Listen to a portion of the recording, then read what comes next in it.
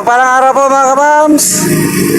Puntahan po natin si Anay Seni. Yun po ang dating nagmamay-ari ng paggawa ng mga candies na ngayon nag-iisa na lang sa buhay. 84 years old na pali ang ribs. Hindi mo lang makapagpagamot po po. Nabayad ng renta ng bahay. Kumusta lang po natin, tsaka para makita rin po ni Love, si Nanay Zeni. Tara po, samahan niyo po kami mga kapams. Po si Nanay Zeni mga kapams, tingnan natin. Buti kanina tulog. Hello po, Nay! Kumusta ka? Dali po kami. Pumunta dito na yung nakaraan, kami ni Nanay Lani. Ngayon pinagyan po. Ano po? Siya po, misis ko. Hello po naman. Kamusta na po? Gusto ka niya makilala kaya sinama ko. Maraming salamat. Ako natuwa nga ako ng araw na sabi ano daw ba yun ang bibigay ng tulong sa akin. Bibigyan ako kasi araw-araw nag-iisip ako doon sa kaya kasi naubos na yung puhunan ko kasi nadulas ako na balik. Bali yung ribs na hindi din ako. Na-x-ray nga siya. Dali. Hindi naman ako, libusan mo. Nanay ako nagtulong para bigyan ako ng puhunan kasi nagagawa ko ng hindi isang palo. Ngayon, ang gusto ko para mahirap na magawa. Dahil ako lang mag-isa. Bibili na lang ako ng Divisoria. Yung ready-made na to, ang gawa na. Yung pag na mura lang, 300 lang. Tapos matutubuan na nakikita dalawang sa lirik. Nakaraan na nagkaroon ako magbabayad ako sa bahay. Tapos nagpapaigit ako sa tubig kasi malayo yung baka daw nakadulas ako. Magkano ba yung stove na? Doon lang siya nag-iigit sa akin, tinatapon na dumi ko kasi malayo yung kubisa.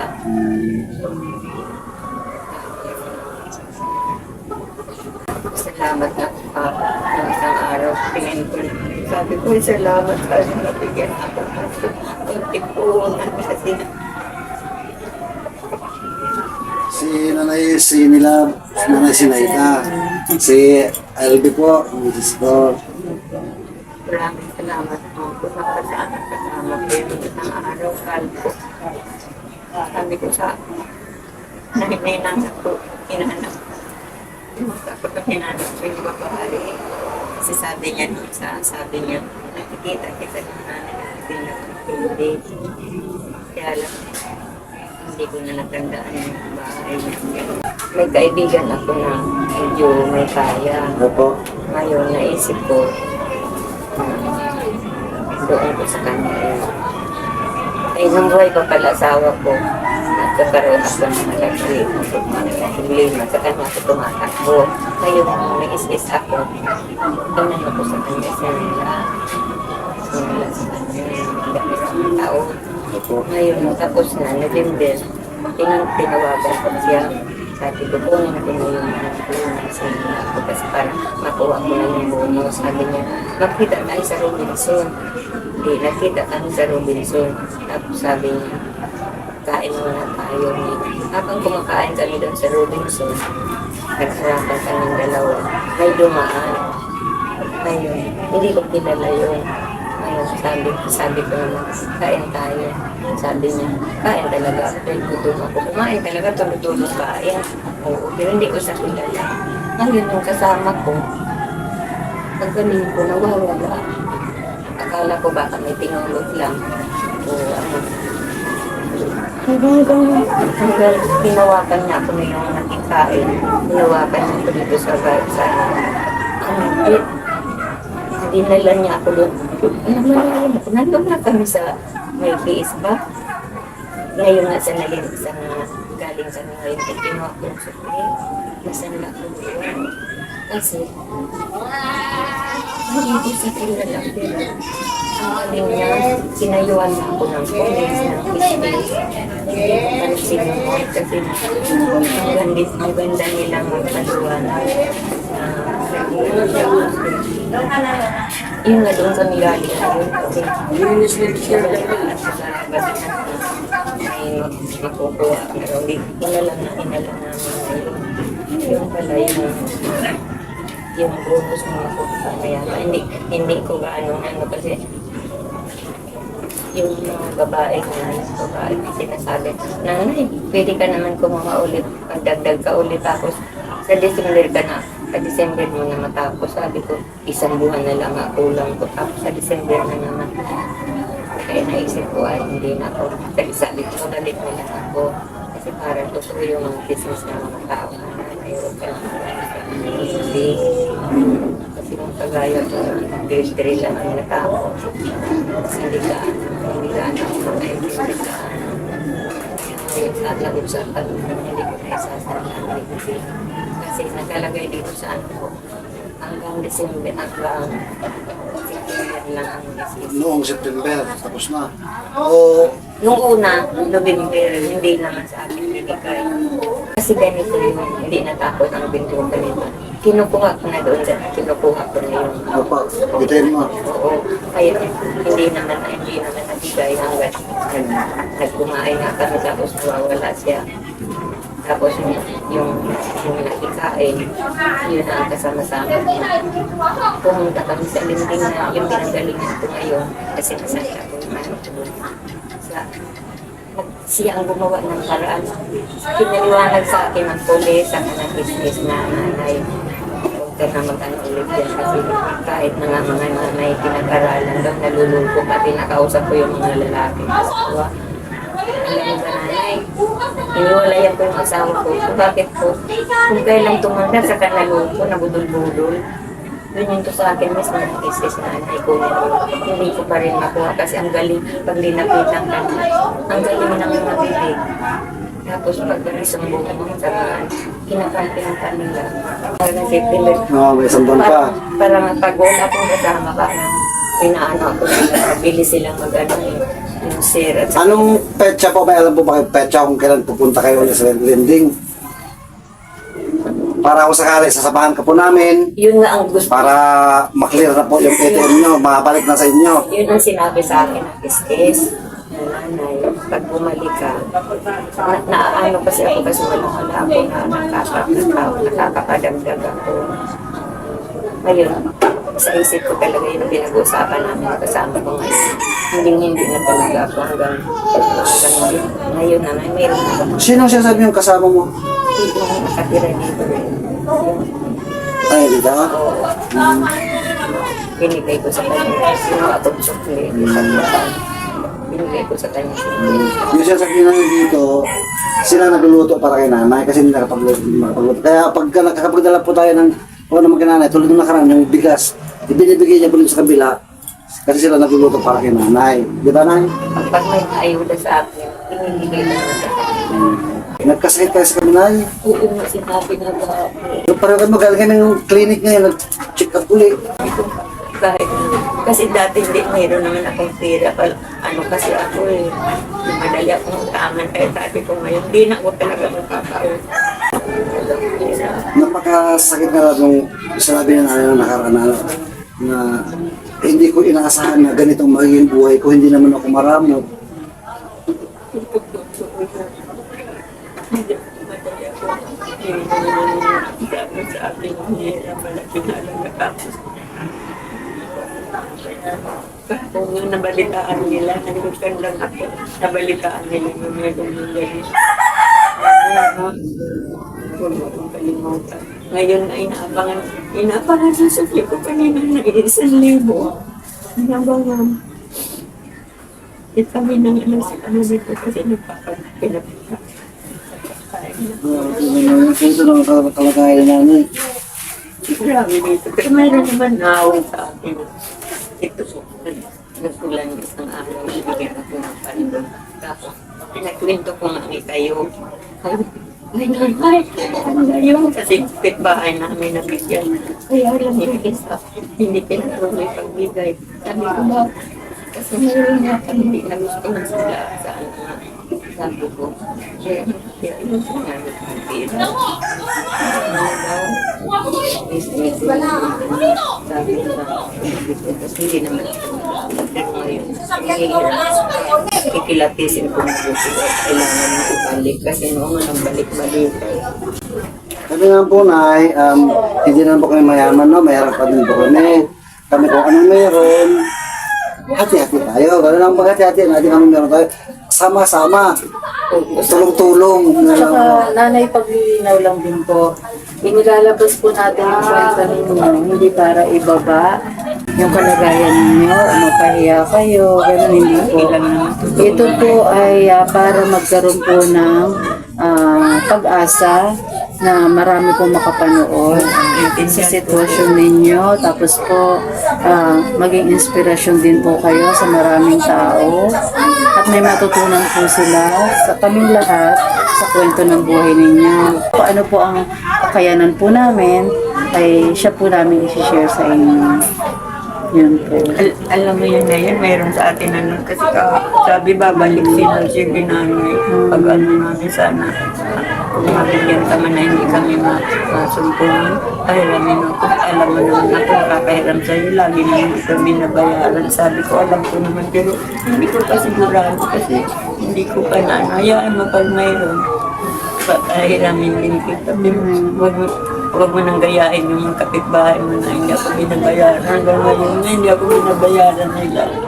Kakapanood po nito. Ano po sana po si yung kaibigan ko po na mayaman. Nagpapasalamat ako sa kanya dahil nung nagkasakit asawa ko, wala akong ibang natakbuhan, siya lang. Pinahiram niya ako ng 3,000. Tapos binabayaran ko, ayaw talaga tanggapin hanggang ngayon. Tapos nung nagbagyo ng malakas ng undoy, pinuntahan niya pa ako, tinulungan niya pa ako, ng asawa ko hanggang dala sa ospital. Kaya naman nung nagkaroon ako ng ano, pinuntahan ko siya. Kaya lang ano pa yung nangyari na nabudol-budol ako, yung ang kininto ko. Sana po, kung napapanood niyo ito, talaga kung hirap na nga ako kasi nung isang buwan ka, gusto ko na lang magkukulutay kasi ako po, mayroon ako, hindi naman ako madamot. Nagtaka naman ako ngayon, bakit ngayon mga kamag-anak ko, dinadamutan ako, mga mayaman na sila ngayon. Sabi ko, grabe naman itong mga ano ko. Samantalang sa akin, nung mayroon ako, nandyan sila sa akin at sinisilduhan ko sila. Inautusan ko sila pagbili ng kindi sa Divisoria. Pero sinisilduhan ko sila. Magkano sildo nila? 3,000. Ako ngayon na naghihirang. Hindi man lang ako nila napuntahan. Nung isang araw, sinama ko ito, sinamang kasama ko, naghiram ako 1,000, nabigyan ako, hindi ko pa nga nabayaran.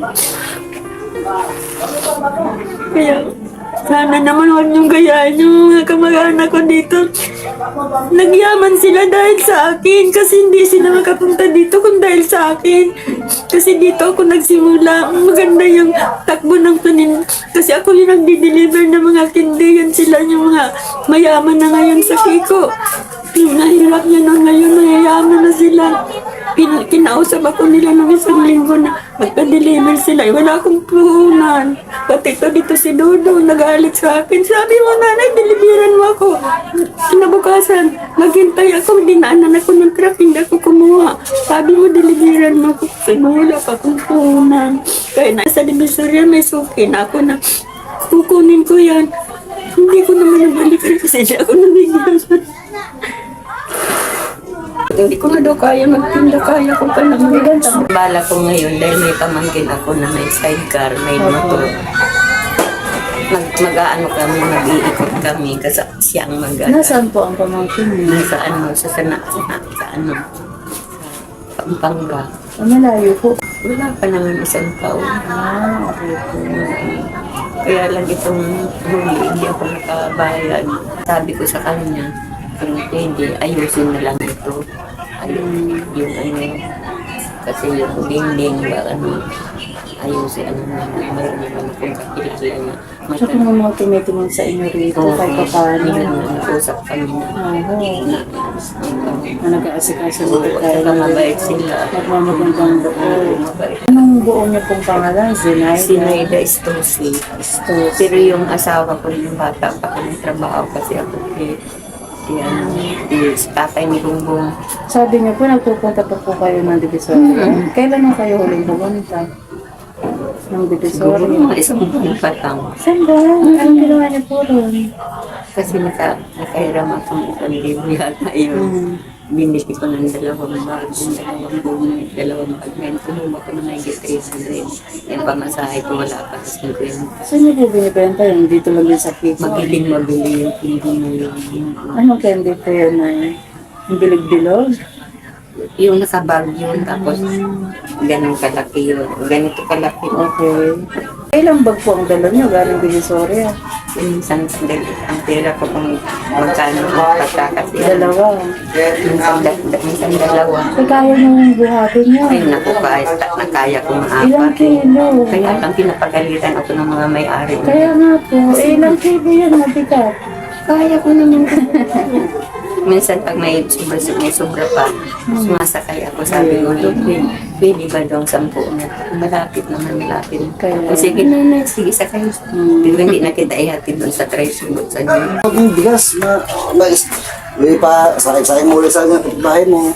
Hindi ko Kaya sila naman nagluluto sa kanya. Yun lang, may bali lang po yung dito sa ribs niya. Oo nga. Nanay, huwag Hindi po na kaya ng gamot. Kasi bali nga yung pamilit na... Nag-x-ray mo na po ba yun? O para na sabi ako gamit sa Saan mo kayo pupunta? Di ang dapat. Sa Malapitan. Tama po. Libre po doon. Tawag po sa mga tumutulong kay nanay. Siya po yung mga kaibigan at kapitbahay po ni nanay.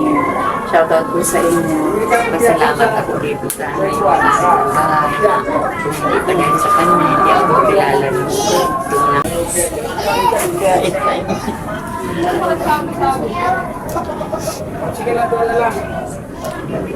Paano na, tuloy na po kami. At parang ulan.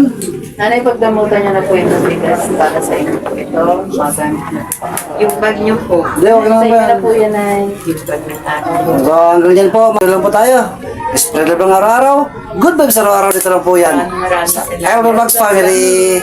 And Kapam Vision. Bye-bye. God bless us all. Nanay, babay na po. Ate, babay na po. Salamat po. Ito yung ari ng bahay. Chef lang, kasama yung nanay. Ako sa malapit ni nanay papacheck Oh. September 1. Malayo ang bahay niya pero pinuntahan ko kayo. Parot, di pa ako. Parot ko kayo. Paano namin napipinan? Ano po pangalan mo, Nay? Rudy.